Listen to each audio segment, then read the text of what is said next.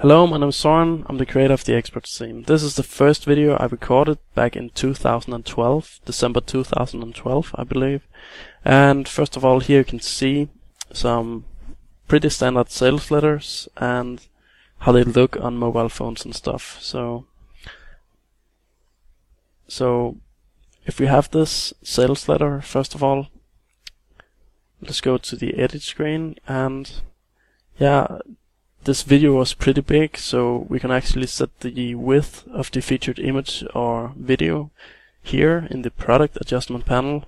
And if we wanted to insert a button below the video or image, we could just click this button, select the CTA button of our choice, and scroll down and click insert button. Then of course we'd insert our ClickBank link, a member sign up form, or whatever. PayPal, for example. Center it nice here below, and yeah, just update, and let's refresh the page and see how it looks. The video or image is shrinked and the button is below centered. Cool. Now we could also, I'm just going to change the width again to 10, because now we're going to actually make a sidebar layout. Giving it a right sidebar and